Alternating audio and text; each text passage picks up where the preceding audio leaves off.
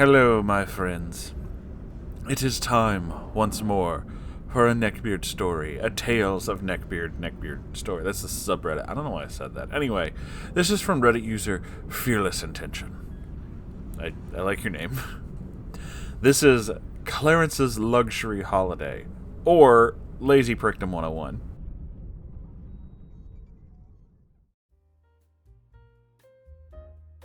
I saw a post today that reminded me of this one. Left a TLDR there, but there's so much more to tell about this story. My middle/high school band was blessed by the presence of a neckbeard in the making.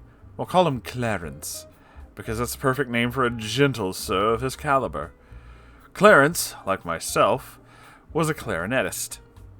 I'm not sure if I said that right, but I tried. Not a good one by any means, but, he was.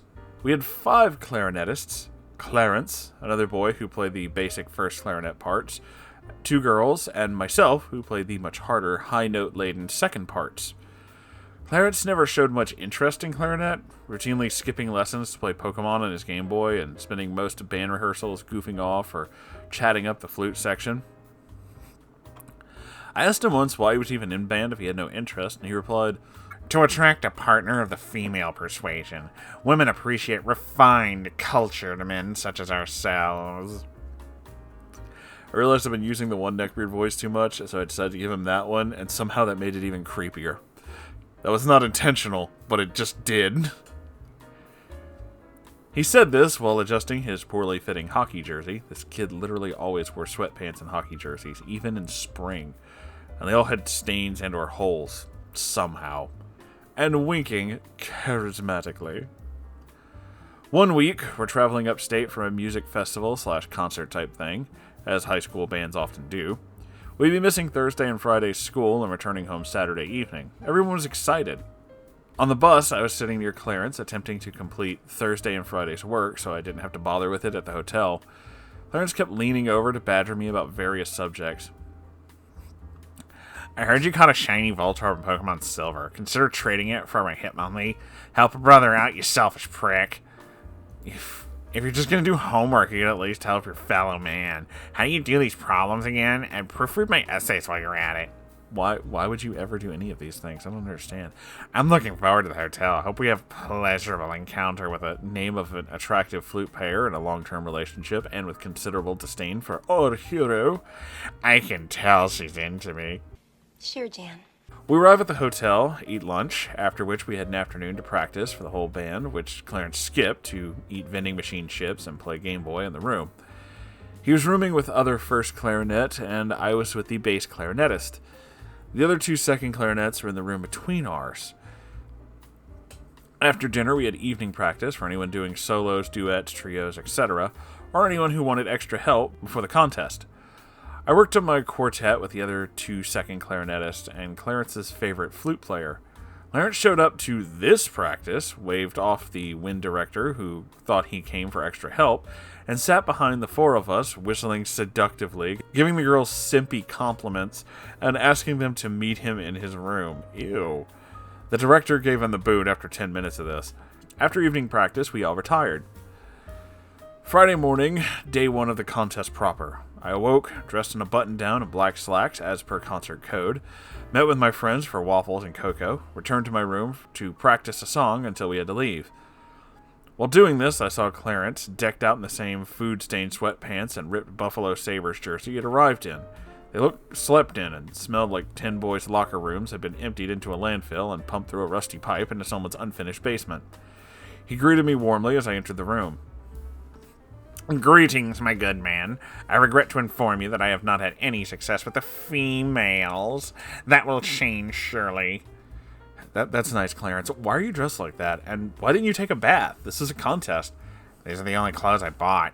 Tug's jersey collar expanding one of its many holes. "What the hell, Clarence? And shouldn't you be practicing?" "I left my instrument at home." He holds up a Ziploc containing a stick of cork grease and a single reed. "I left my case and clarinet under my bed. This is all I have. I also left my folder that has my lesson book and sheet music at school." The band director was far from thrilled by this news. We left Clarence at the hotel to await judgment and proceed to the contest. A parent chaperone, who was under the weather, volunteered to remain in the room, which was across from his, and make sure he wasn't too rowdy. Several hours later, we returned to the hotel. We clarinetists decided to check on Clarence. His room was locked, so the first clarinet had keys to let us in. We immediately saw several trails of watery paw prints leading to and from the bathroom. What? I entered the room and was not prepared for the sight that awaited me. Clarence was lounging in a steaming bathtub, the water around his fupa slightly discolored. Ew. And there were chunks of something brown adrift at the bottom. What the fuck? He had a box of room service food balanced on his belly, a few chip bags floated to his right. Propped up on a towel rack was an issue of Playboy whose pages Clarence turned with his feet. His Game Boy rested on a stool at his left where his hand was manipulating it. His clothes lay in a stinky pile next to several discarded food boxes. I caught him mid-fap, as evidenced by the position of his hands. He burped in surprise and slid deeper into the swamp, dislodging the chicken he was eating from his belly and splashing water around the room. Oh, man. Oh, God. Oh, man. Oh, God. Oh, man. Oh, God. Oh, man. Oh, God. Oh, man. After Clarence dressed himself, we brought the director in to see the fruits of Clarence's labors. He was kicked off the band then and there, and would be forced to attend the second day's contests. When we checked out, the room service charge from Clarence's room was in the area of $110. Band was the only time I saw him. I had all advanced classes, so I have no idea what became of our hero after that weekend.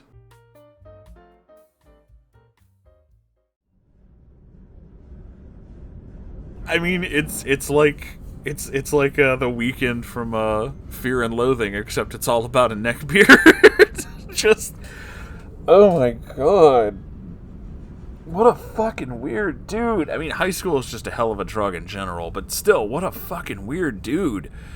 Like, why would you go on a trip and not bring any clothes? Okay, yeah, he wasn't serious about band, obviously. That was very clear. And obviously, we kind of expected he would probably just not show up with his instrument. Okay. But no extra clothes and didn't bathe? Like, what? Why? Why the fuck any of that? That's super fucking strange, dude. And just the worst time to catch a fella in the bathroom. Why didn't he shut the door? Like, okay, yes, it's your own hotel room, but you know that you're sharing it with other people. You know that. You have to room with other people. So shut the door. I don't want to know what else was going on. I don't want to know how he got the magazine. I don't want to know anything. This is all horrible. And I wasn't even there. But OP, fearless intention. Holy shit, dude. I don't even know what to say. I hope that you are doing well and were able to flush that terrible memory out of your mind after writing this story. Holy fuck, my dude. I don't know, man. I don't fucking know. I hope you guys enjoyed this, though. And if you did, please make sure to like, comment, subscribe. All that cool YouTube stuff. I'm gesturing as if you can see me. You can't. You can't. So that was pointless.